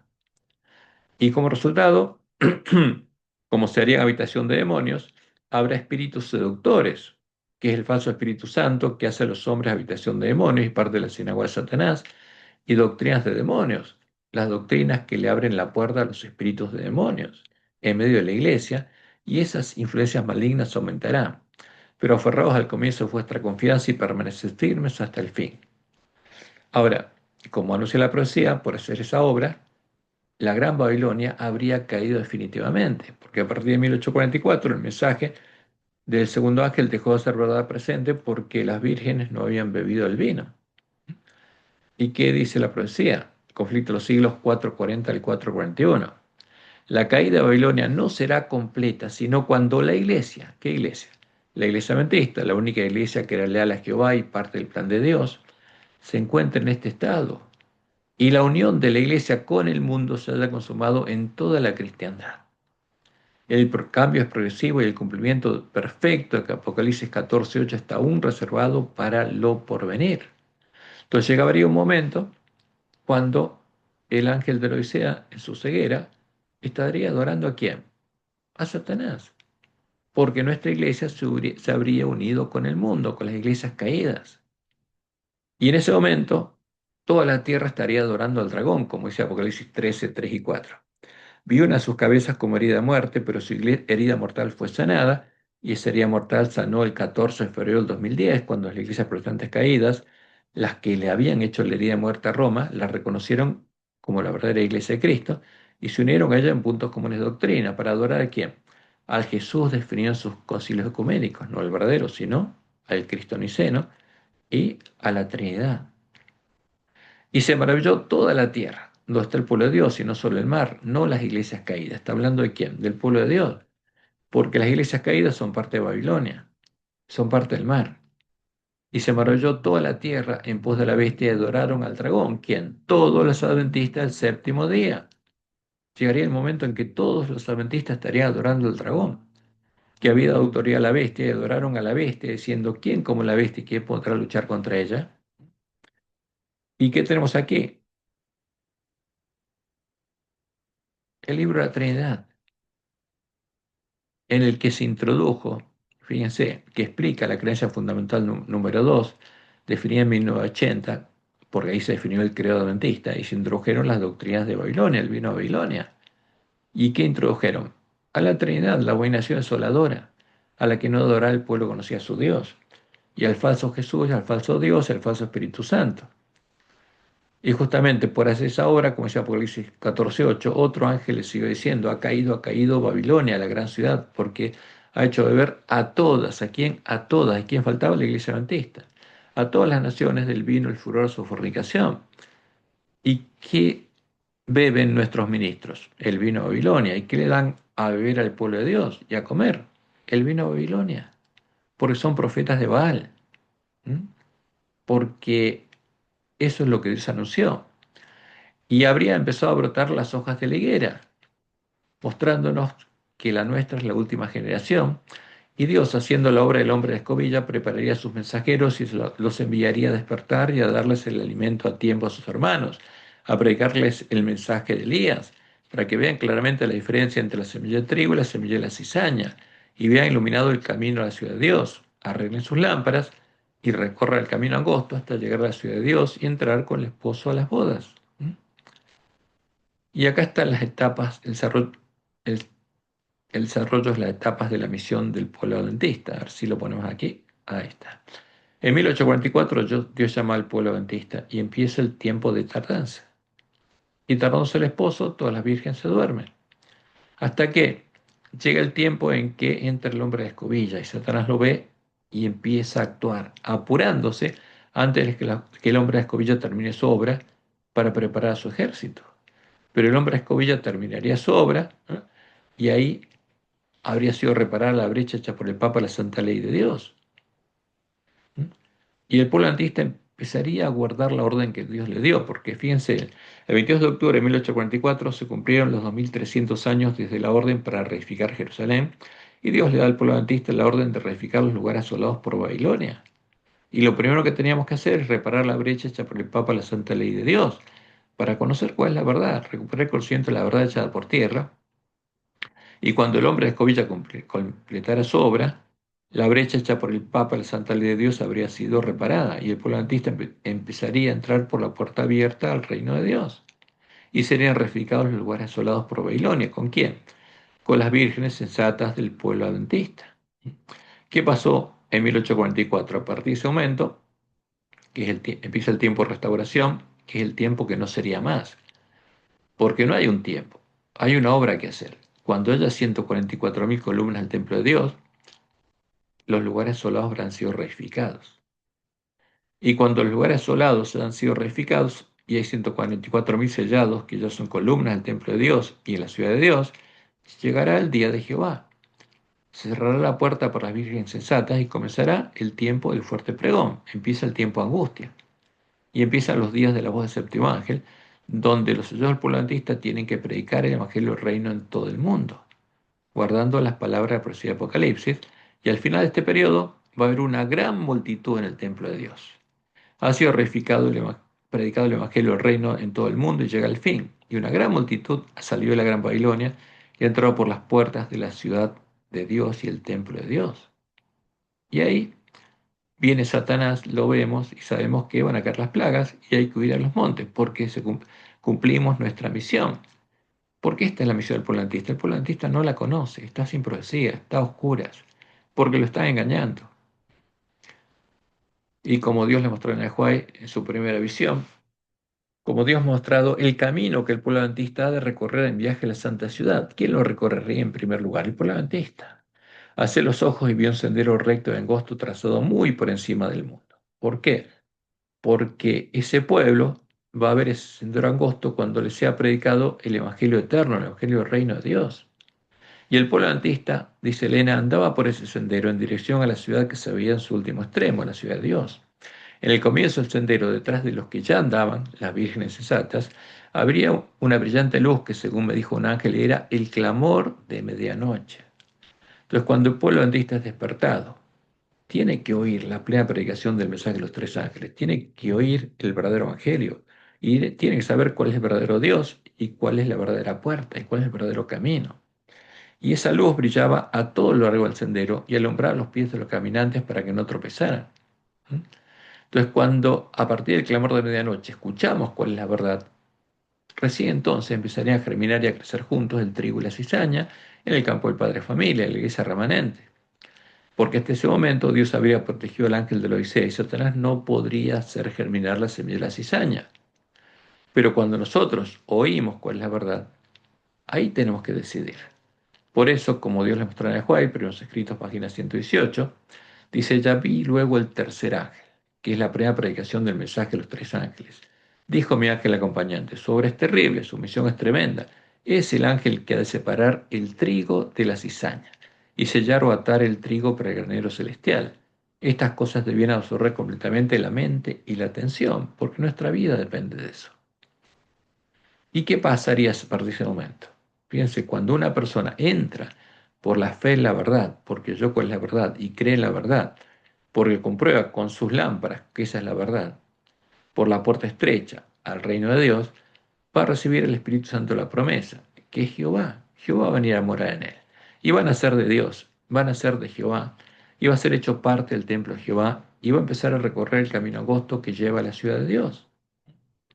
Pero cuando una persona escucha y rechaza la verdad y abraza la mentira, entra por la puerta ancha a la sinagoga de Satanás, porque esa persona ya eligió, y Dios permite que Satanás lo haga habitación de demonios. Entra donde al reino del dragón, recibe el falso Espíritu Santo de la Trinidad, es hecho habitación de demonios, y empieza a recorrer el camino espacioso que lleva a conocer las profundidades de Satanás y a ser un hacedor de maldad, un hijo del padre de maldad. Y en este tiempo de prueba y sellamiento del polantista, en nuestra iglesia sucederían los eventos anunciados por los siete truenos, que no fueron escritos por Juan en la profecía del Apocalipsis, porque Jesús le dijo que no las escriba, sino fueron revelados por Dios a Elena de Juárez. No están en el Apocalipsis, porque son los eventos que sucederían en el tiempo de prueba y sellamiento del polantista. Y el polantista sí los tiene que saber. Y cuando las vírgenes sensatas llegaran al final del camino angosto a la ciudad de Dios, entrarían con el esposo a las bodas y llegaría a su fin el tiempo de prueba del polantista y se cerraría la puerta de gracia por las vírgenes insensatas. Les sería quitado el continuo a los impíos adventistas. Y como leo en Mateo 25, 10 al 12, vino el esposo y las que estaban preparadas. ¿Por qué estaban preparadas?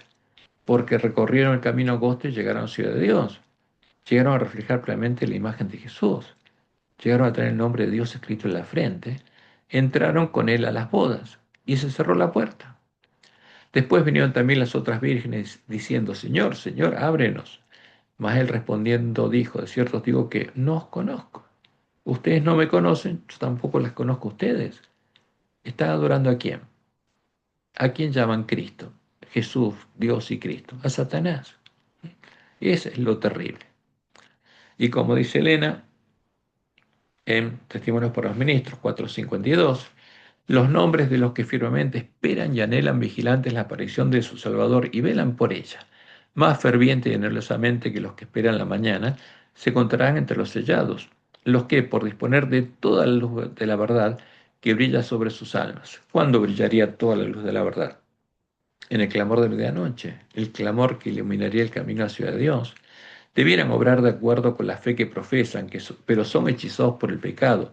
Albergan ídolos en su corazón, siguen adorando ídolos. Corrompe sus almas delante de Dios y mancilla a los que se unen con ellos en el pecado. Sus nombres serán borrados del libro de la vida y serán dejados en la oscuridad de la medianoche, sin aceite en sus vasijas juntamente con sus lámparas.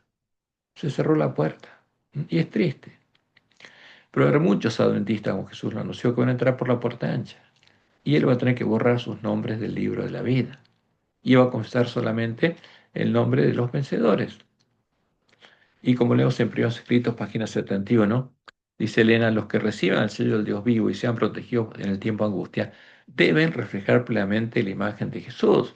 Tienen que haber llegado a la ciudad de Dios, tienen que haber llegado al final del camino angosto. Y tienen que tener el nombre de Dios escrito en la frente. Y dice, ya vi que muchos descuidaban la preparación necesaria, muchas vírgenes insensatas, esperando que el tiempo del refrigerio y la lluvia tardía los preparase, porque habían creído a la mentira, a la falsa profecía que se predica en nuestra iglesia, para sostenerse en el día del Señor y vivir en su presencia. Dice ella, oh, ya cuántos vi sin amparo en el tiempo de angustia. Habían descuidado la preparación necesaria y por lo tanto no podían recibir el refrigerio indispensable para sobrevivir a la vista de un Dios santo. ¿Por qué? Por creer en la mentira, por creer en los hombres y no arreglar sus lámparas como las vírgenes sensatas. Dice ella, vi que nadie podrá participar del refrigerio, de la lluvia tardía, a menos que haya vencido todas las tentaciones y triunfado del orgullo, el egoísmo, el amor al mundo y sobre toda palabra y obras malas. ¿Mm? Y entonces, en la iglesia remanente serán separados del trigo, los hijos de Dios, los adventistas que ya tienen el nombre de Jehová escrito en la frente, de la cizaña, los hijos del diablo, que ya tienen el nombre de Satanás escrito en la frente y en sus manos, porque son hacedores de maldad. Y esto ocurre con el adventista antes del comienzo de angustia. No hay ley dominical activa, no existe la ley dominical. Los que van a ser probados ante la ley dominical activa van a ser los que salgan de Babilonia, no el pueblo adventista.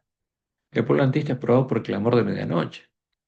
Y entonces sonará la primera trompeta, los 144.000 sellados recibirán la lluvia tardía y empezará la predicación del fuerte pregón del mensaje de los tres ángeles, ¿m?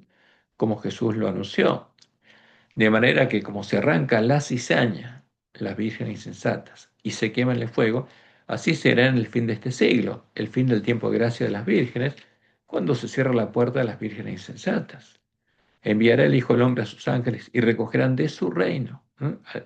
¿Quién es su reino en este tiempo? Las vírgenes. A todos los que sirven de tropiezo y a los que hacen iniquidad y los echarán en el horno de fuego. Allí será el lloro y el crujir de dientes. Entonces los justos resplandecerán como el sol en el reino de su Padre. ¿Por qué? Porque reciben la lluvia tardía y comienza el tiempo de angustia, el día de Jehová. Y ellos resplandecen como quién? Como el sol de justicia, como dice Malaquías, como Cristo. Por ya tiene el nombre de Dios escrito en la frente. Y Jesús agrega: el que tiene oídos para oír, oiga. ¿Mm? Y Elena es muy clara, pero esto se le oculta al pueblo adventista. Conflicto de los siglos, página 441. Cuando los que no crean la verdad, a la luz del clamor de medianoche, porque todos los adventistas la van a escuchar, sino que se complacen en la injusticia, sean dejados, donde en manos de los espíritus de demonios, para ser parte de la sinagoga de Satanás, hasta el tiempo de la sexta plaga, para sufrir tremendo desengaño y para que crean a la mentira y sigan adorando a la imagen de la bestia, entonces la luz de la verdad brillará sobre todos aquellos cuyos corazones estén abiertos para recibirla, y todos los hijos del Señor que quedaren en Babilonia oirán llamamiento: salid de ella, pueblo mío. ¿Por qué? Ya no hay más clamor de medianoche, finalizó. Viene el fuerte pregón y a las vírgenes insensatas se les cerró la puerta, y como el pueblo judío, los cristianos judíos cuando salieron de Jerusalén no volvieron más a entrar, ¿m? Como Jesús le había dicho. ¿Qué pasó? Hasta que Jerusalén fue destruida. Entonces aquí tenemos un esquema donde ampliamos la información porque ponemos los eventos que ya podemos observar claramente. Nosotros sabemos que ya entró el hombre escobilla. ¿Por qué? Porque como Dios le mostró en el Juan, cuando Satanás viera que entra el hombre escobilla, él se apresuraría a actuar y haría lo que Dios anunció que haría en la última generación. Y el 14 de febrero del 2010 hizo sanar la herida de muerte de la bestia religiosa, usando a las iglesias protestantes caídas en sus manos. Y el 27 de octubre del 2011 fue formada la Triple Alianza Religiosa. Y ahí fueron mostrados en público los 10 cuernos de la bestia religiosa. Y la Triple Alianza Religiosa salió a reunir a los reyes de la tierra para preparar el ejército del dragón. Y cuando el hombre de escobilla terminó su obra, empezó el clamor de medianoche. ¿Por qué? ¿Podemos decir que empezó? Claro que sí. Porque ya podemos predicar plenamente el mensaje de los tres ángeles. Sabemos cuál es el evangelio del reino, el verdadero evangelio eterno. Sabemos cuál es la imagen de la bestia, porque ya la imagen de la bestia, la que adora la bestia y falso profeta, fue definida claramente el 14 de febrero del 2010. Eso es lo que adoran ellos para adorar a Satanás y los demonios. Y ahí está la Trinidad. Y es Jesús definido en los concilios ecuménicos de Roma, ¿m? Que adoran a quién, a Satanás. Y entonces acá empezó el clamor de medianoche y empezaron a ocurrir los 7 truenos. Varios de los truenos que se anunció ocurrieron. ¿Hasta qué? Hasta que finaliza cuando hay 144.000 columnas en el templo de Dios. Y ahí va a sonar el séptimo trueno, porque hay un paralelo entre los truenos y las trompetas. Por la séptima trompeta, Jesús dice: el que es injusto sigue siendo injusto. Y acá, el que es injusto entre los adventistas sigue siendo injusto, pues se cerró la puerta.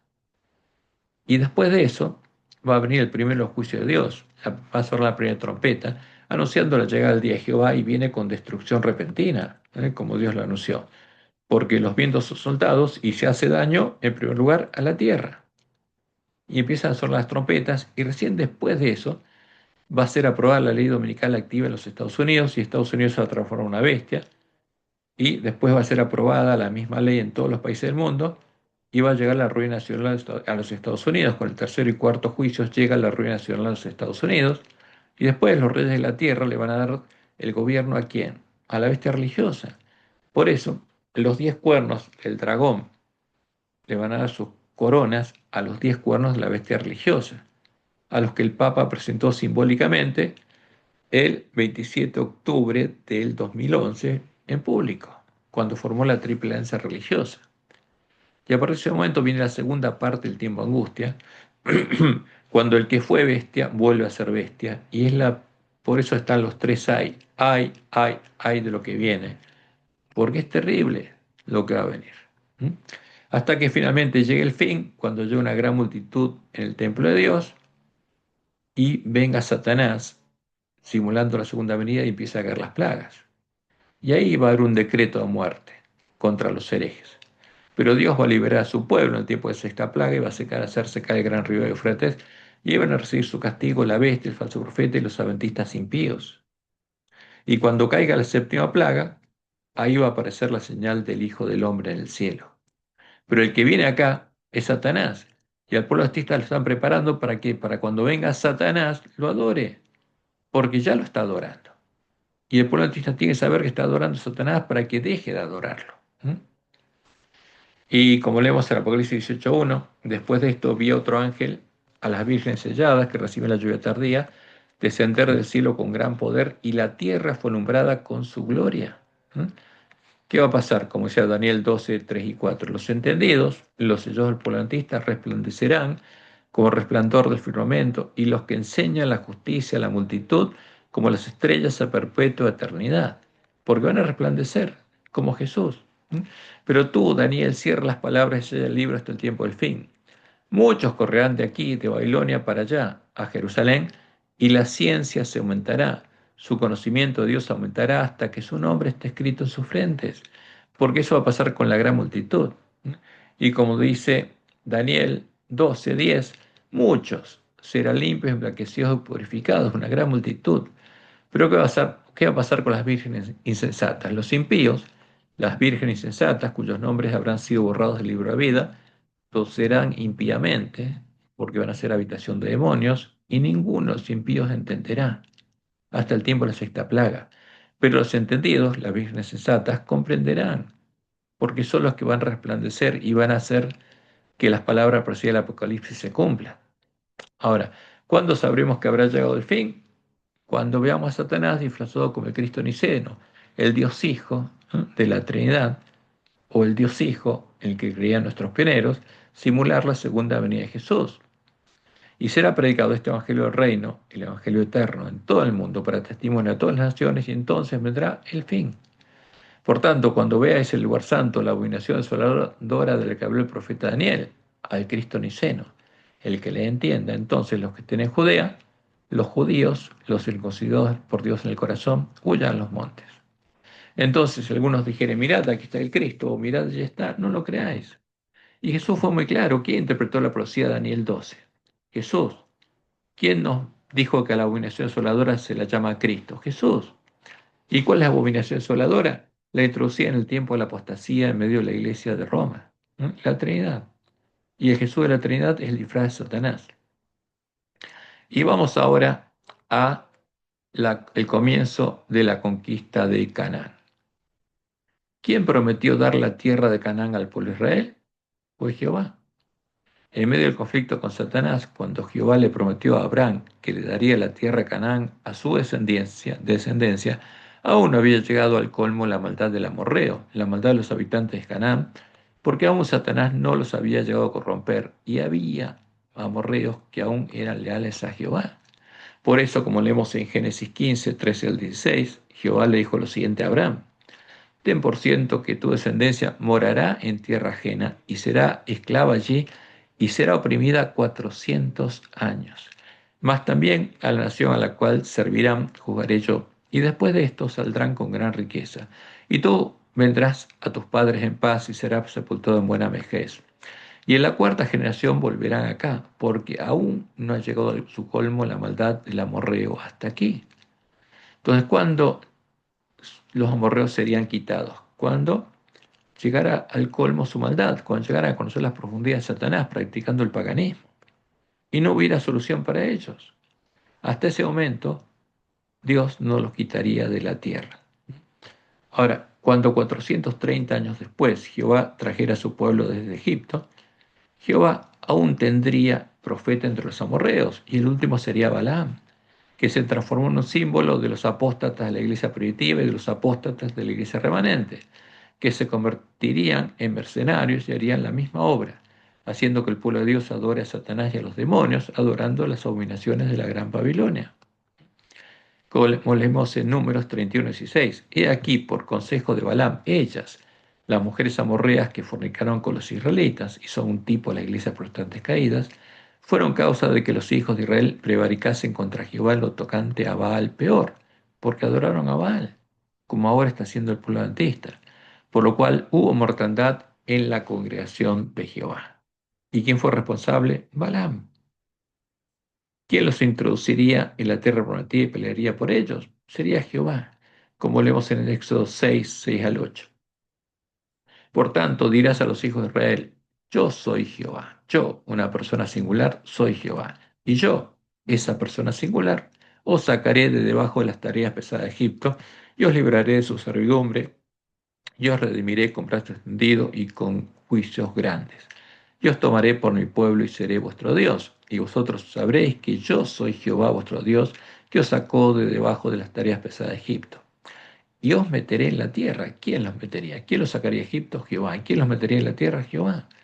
Y os meteré en la tierra por la cual alcé mi mano jurando que la daría a Abraham, a Isaac y a Jacob, y yo os la daré por heredad. Por heredad. Yo, Jehová. ¿Eh? Y por supuesto cumpliré su promesa. Y el siguiente es el relato bíblico de lo que sucedió después de cruzar el Jordán. Y empezamos con Josué 5:1. Cuando todos los reyes de los amorreos que estaban al otro lado del Jordán, al occidente, y todos los reyes de los cananeos que estaban cerca del mar, oyeron como Jehová había secado las aguas del Jordán delante de los hijos de Israel hasta que hubieron pasado, desfalleció su corazón y no hubo más aliento en ellos delante de los hijos de Israel. En aquel tiempo, Jehová dijo a Josué, hazte cuchillos afilados y vuelve a circuncidar la segunda vez a los hijos de Israel. Y Josué se hizo cuchillos afilados y circuncidó a los hijos de Israel en el collado de Aralot. Esta es la causa por la cual Josué los circuncidó. Todo el pueblo que había salido de Egipto, los varones, todos los hombres de guerra, habían muerto en el desierto por el camino después que salieron de Egipto.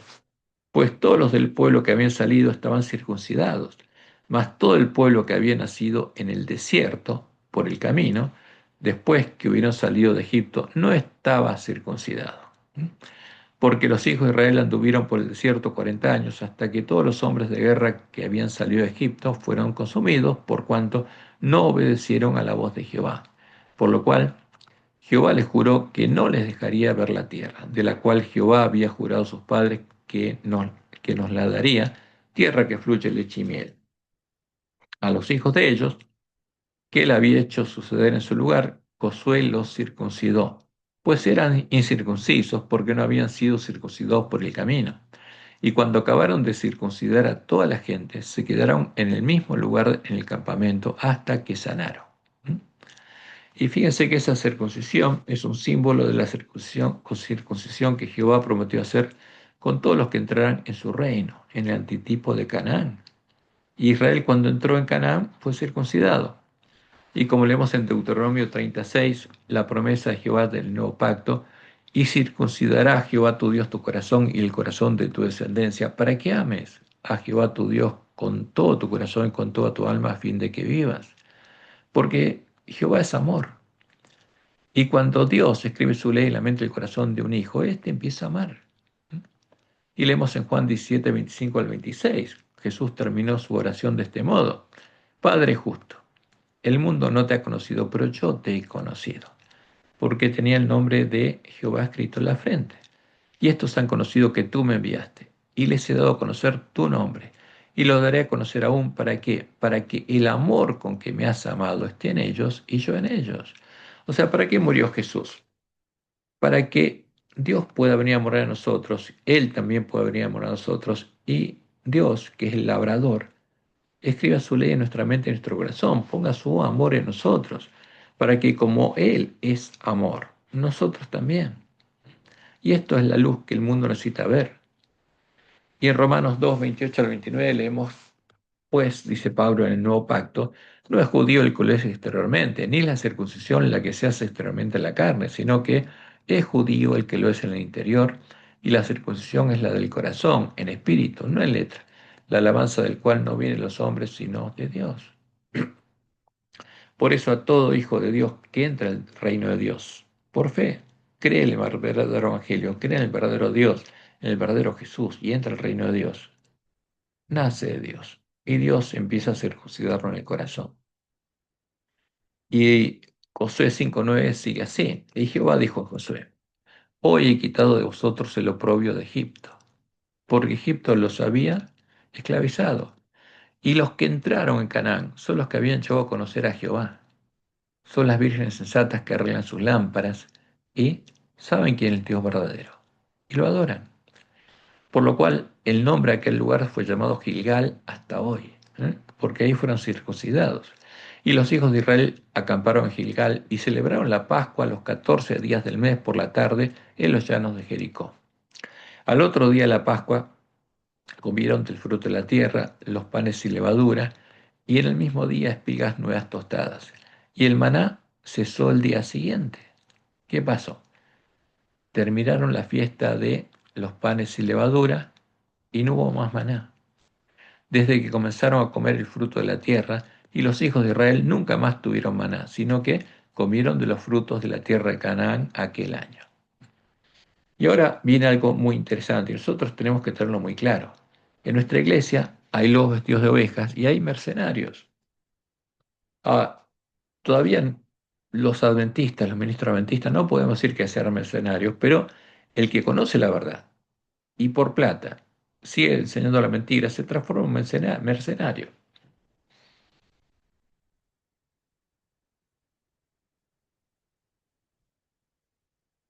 ¿Y qué pasa? Los traductores de nuestras Biblias, los vestidos de ovejas, y los autores de nuestras lecciones buscan hacernos creer que el Dios Hijo engendrado por el Dios Padre, imágenes tomadas de los ídolos de la bandera negra de los paganos, al que llaman Dios y Cristo, es el que se le apareció a Josué como el príncipe del ejército del Señor. Pero eso es una mentira porque Jehová no había engendrado a ningún hijo que fuera Dios. El que busca hacerse pasar por un Dios Hijo es Satanás, porque es el Cristo niceno. ¿Y qué dice nuestra lección? Esta es la lección del lunes 19 de octubre. El Cristo preencarnado, o sea, el Cristo niceno, Satanás, que busca ocupar el lugar de Jehová, dicen ellos, porque adoran al Cristo niceno, al Dios Hijo de la Trinidad, no se aparece a Josué como un simple aliado, ni siquiera como el verdadero comandante del ejército de Israel, sino como el comandante del ejército invisible de ángeles partícipes de un conflicto mucho mayor que el de Josué con los cananeos, dicen ellos. La respuesta de Josué indica claramente que comprende cuál es la identidad del comandante. Este es igual a Dios. ¿Quién? El Dios Hijo es igual a Dios. Así fue definido en el Credo de Nicea. Pero esa es la pretensión de Satanás y es la definición del Credo de Nicea.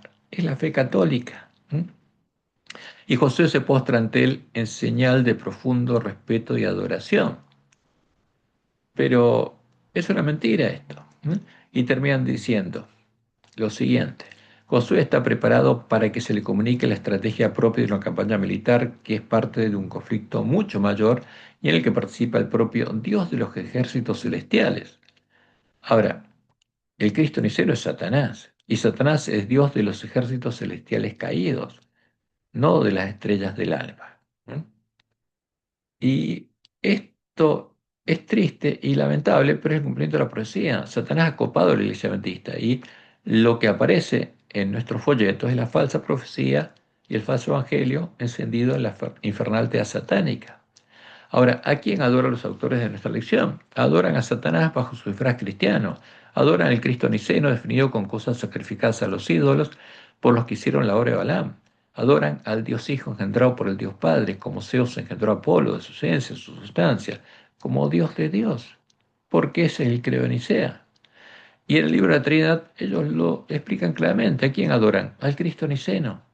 Y dicen ahí, Atanasio, el joven secretario de Alejandro y presbítero en la iglesia de Alejandría, asistió al concilio de Nicea, aunque su desempeño aunque desempeñó un papel menor en las sesiones, el concilio fue un evento modelador de su vida. Pasó el resto de su vida tratando de mantener el concepto niceno de Cristo, el Cristo niceno, como la doctrina aceptada de la Iglesia. ¿De qué Iglesia? La Iglesia Universal o Católica de Roma, porque esta es la doctrina de la Iglesia Universal o Católica del Imperio Romano, no de la Iglesia del Desierto, la verdadera Iglesia de Cristo, cuyos miembros fueron martirizados por no aceptar esa doctrina ni postrarse ante sus imágenes. ¿Y por qué escriben esto? Porque los que lo escriben son adoradores del Cristo niceno, son miembros de la compañía del Cristo niceno, son jesuitas, son lobos vestidos de ovejas. ¿Mm? Y después, en la página 153, leemos el libro de la Trinidad, libro oficial de la Iglesia Adventista. Por el tiempo de su muerte, en el 373, Atanasio había convencido a la mayoría de los teólogos cristianos de la necesidad de usar la nueva terminología, más bien que autolimitarse a los términos que aparecían en la Biblia. ¿Por qué? Porque el credo de Nicea fue hecho con cosas sacrificadas a los ídolos. La doctrina de la Trinidad fue creada con cosas sacrificadas a los ídolos por Balaam, como Dios les anunció. Y nuestros teólogos al escribir esto nos muestra que ellos saben que esa terminología, sacrificada a los ídolos, no estaba en la Biblia, pero la usan, aunque saben que no estaba en la Biblia. Porque el Cristo niceno está claramente reflejado en, por ejemplo, Juan 1, 1 al 3 y en Hebreos 1, 1 al 3. ¿Por quién? Por San Jerónimo, el que creó la Biblia católica. Y agregan, pasaron décadas antes de que cada uno entendiera los nuevos significados de esos términos. Porque ¿quién los puso ahí? ¿Quién creó el Cronicea? Los miembros de la escuela neoplatónica de Alejandría, filósofos, que se llamaban cristianos. ¿Mm? Ahora, ¿qué nos muestra la palabra de Jehová? Que ese Dios Padre, Dios Hijo son ídolos. Y como Dios le mostró en el juez la visión del gran conflicto, son dos imágenes de la bandera negra de los paganos. Porque Jehová es muy claro. Por eso tendríamos que arreglar nuestras lámparas. Isaías 44, 6 al 8. Así dice Jehová, Rey de Israel, y su Redentor. ¿Por quién es nuestro Redentor? Jehová, no es un Dios Hijo. Jehová de los ejércitos, por eso Jehová se llama Jehová de los ejércitos, ¿por qué? Porque es el Rey de quién? De los ejércitos de Jehová. Yo, dice Jehová, una persona singular, soy el primero y yo soy el posterior, y fuera de mí no hay Dios. ¿Hay otra persona fuera de Dios, aparte de Jehová? No, no existe. Y termina diciendo, no hay Dios sino yo, no hay fuerte, no hay nadie que tenga mi naturaleza, no conozco ninguno. No conozco otra persona que sea Dios, sea fuerte, que tenga mi naturaleza, dice Jehová claramente. Y el Dios Hijo, Jehová no lo conoce, es un ídolo. Ahora, el Dios Padre, que engendró al Dios Hijo, no es Jehová. Es el Dios Padre, la bandera negra de los paganos. Es Baal. Y el Dios Hijo es Baal Hijo. ¿Mm? Como Satanás le mostró a Constantino. Y eso está adorando el pueblo adventista. Y en Isaías 45, 23 al 25 dice Jehová, mirad a mí y sed salvos todos los términos de la tierra, porque yo soy Dios, una persona singular, y no hay más. ¿Hay otro? No. Por mí mismo hice juramento, de mi boca salió palabra en justicia y no será revocada. Que a mí se doblará toda rodilla y jurará toda lengua, y se dirá de mí, ciertamente en Jehová está la justicia y la fuerza. A él vendrán, y todos los que contra él se enardecen serán avergonzados. En Jehová será justificada y se gloriará toda la descendencia de Israel. No en el Dios Padre de la Trinidad, ni el Dios Hijo de la Trinidad, que es el disfraz de Satanás. Y fíjense que la Biblia es muy clara. Ahora leemos el mensaje que Jehová le da a Moisés para Faraón. Entonces Jehová dijo a Moisés, levántate de mañana y ponte delante de Faraón y dile, Jehová, el Dios de los hebreos, dice así, deja ir a mi pueblo para que me sirva, porque yo enviaré esta vez todas mis plagas a tu corazón, sobre tu siervo y sobre tu pueblo, para que entiendas que no hay otro como yo, una persona singular, en toda la tierra. No hay otro. Y en Deuteronomio 4:35 leemos, a ti te fue mostrado para que supieses que Jehová es Dios y no hay otro fuera de él, una persona singular. Jehová, ¿quién es? Una persona singular. ¿Hay otro aparte de Jehová? No existe. ¿Qué pasa con el Dios Hijo? Es un ídolo. El Dios Padre también, porque el Dios Padre con el Dios Hijo, el Dios Espíritu Santo formó una Trinidad. ¿De qué? Tres ídolos, engendrados con la sustancia de Baal. Pero con Jehová no hay otro Dios. Deuteronomio 4:39. Aprende pues hoy y reflexiona en tu corazón que Jehová es Dios arriba en el cielo y abajo en la tierra, y no hay otro. ¿Tiene algo que ver Jehová con la Trinidad? Nada. ¿Con el Dios Padre de la Trinidad? Nada. ¿Con el Dios Hijo de la Trinidad? Nada. ¿Y con el Espíritu Santo de la Trinidad? Nada. Son ídolos que llevan a conocer las profundidades de Satanás. Es el disfraz de Satanás y los demonios. Primera de Reyes 8:60, a fin de que todos los pueblos de la tierra sepan que Jehová es Dios y que no hay otro. Y es clarísima la palabra de Dios. Isaías 45:18, porque así dijo Jehová, que creó los cielos. Él, una persona singular, es Dios, el que formó la tierra, el que la hizo y la compuso. No la creó en vano, para que fuese habitada la creó. Yo soy Jehová, una persona singular, y no hay otro. ¿Quién dijo esto? Jehová. ¿Mintió Jehová? No. Los que mienten son los que adoran ídolos. Isaías 46:9. Acordaos de las cosas pasadas de los tiempos antiguos, porque yo soy Dios. Yo, una persona singular, soy Dios, y no hay otro, y nada hay semejante a mí. Y eso es lo que nosotros deberíamos llegar a conocer para recibir su bendición, porque Joel 2:1, después de mostrar a Joel 1 la condición del plantista, nos dice que toquemos trompetención, tocad trompetación, dad alarma en mi santo monte, tiemblen todos los moradores de la tierra, el pueblo de la iglesia remanente, porque viene el día de Jehová, porque está cercano. Joel 2:27 dice lo que llegaría a conocer su pueblo, y conoceréis que en medio de Israel estoy yo, y que yo, una persona singular, soy Jehová vuestro Dios, y no hay otro, que son todos los demás ídolos, y mi pueblo nunca jamás será avergonzado. Por eso la bandera de la iglesia primitiva era una bandera de un blanco puro que decía pureza y santidad a Jehová. Por eso, cuando Jesús venga a las nubes de los cielos, ¿qué va a decir el pueblo de Dios? Como dice Isaías 25:9. He aquí, ¿qué cosa? Este es nuestro Dios, le hemos esperado y nos salvará. Este es Jehová a quien hemos esperado. Nos alegraremos y nos gozaremos en su salvación.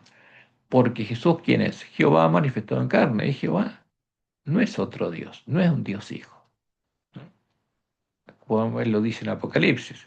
Yo soy el alfa y el omega, el principio y el fin, el primero y el último. Un Dios hijo es un segundo. Apolo es el segundo de Zeus. El Dios hijo de la Trinidad es el segundo del Dios Padre de la Trinidad. El verdadero Jesús no. Y leemos ahora Josué 5:13. Estando Josué cerca de Jericó, alzó sus ojos y vio un varón, que vio un hombre, que estaba delante de él, el cual tenía una espada desenvainada en su mano, y Josué, yendo hacia él, le dijo, ¿eres de los nuestros o de nuestros enemigos? Y él respondió, no, mas como príncipe del ejército de Jehová he venido. Ahora, ¿quién puso estas palabras acá? Los lobitos, para que creamos que Jesús este. Entonces Josué, postrando su rostro en tierra, le adoró y le dijo, ¿qué dice mi señor a su siervo? ¿Por qué lo adoró? Porque era Jehová. ¿Qué dice el original hebreo? Dice que el jefe del ejército es Jehová, Jehová mismo. El que se llama a sí mismo Jehová de los ejércitos es el que se le apareció a Josué. Por eso, postrándose ante él, Josué le adoró y luego Jehová habló con él. Entonces, fíjense, acá está cada una de las palabras hebreas, como hay que traducirla. Él respondió, y acá simplemente que dice, permaneció frente a Josué, y no más. ¿Y qué le dijo? Yo mismo, mío, esa es la palabra hebrea 589. ¿eh? Yo soy quién? El jefe del ejército de Jehová. ¿Y quién es el jefe del ejército de Jehová? ¿Otra persona? No, Jehová. He venido ahora. Y dice, vine a Josué. ¿Y qué pasó? Y Josué cayó hacia adelante en tierra, postrándose, ¿y qué hizo? Y permaneció así en tierra, y le dijo a Jehová, ¿qué, mi señor, qué habla mi señor a su siervo? Y le preguntó, ¿qué le quería decir Jehová? Y como le había dicho a Moisés, Jehová le indicó que se quitara las sandalias de sus pies porque donde él estaba era santo. Josué 5:15. El príncipe del ejército de Jehová. ¿Qué tendría que decir? Jehová, o el jefe del ejército de Jehová. Jehová respondió a Josué, quita el calzado de tus pies porque el lugar donde estás es santo. Y Josué lo hizo así. Y ahora viene la toma de Jericó. Y vemos que Jehová, el único Dios verdadero, y no Satanás, no el Cristo niceno, no el Dios Hijo, ahora le da instrucción a Josué. Y Josué es claro, el libro de Josué es claro. ¿Quién habló? Jehová.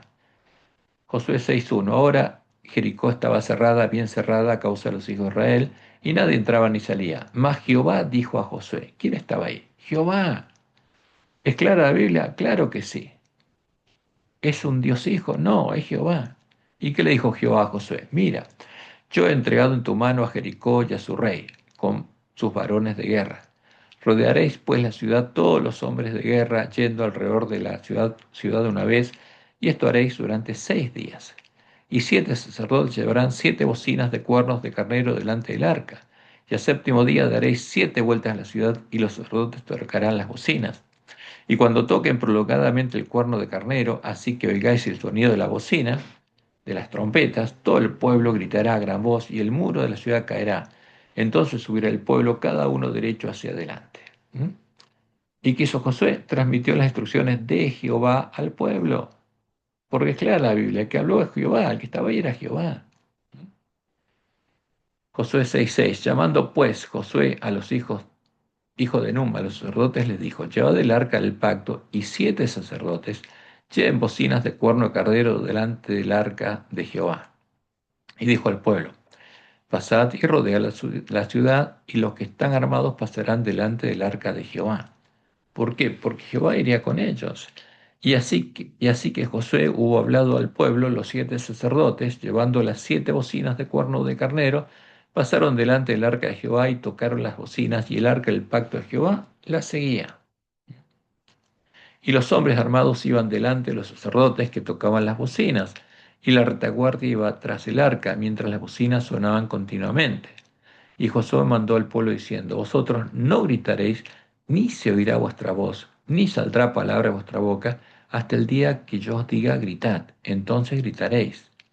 Así que él hizo que el arca de Jehová diera una vuelta alrededor de la ciudad, y volvieron luego al campamento, y allí pasaron la noche. Y Josué se levantó de mañana, y los sacerdotes tomaron el arca de Jehová, y los 7 sacerdotes, llevando las 7 bocinas de cuerno de carnero, fueron delante del arca de Jehová, andando siempre y tocando las bocinas, y los hombres armados iban delante de ellos, y la retaguardia iba tras el arca de Jehová, mientras las bocinas tocaban continuamente.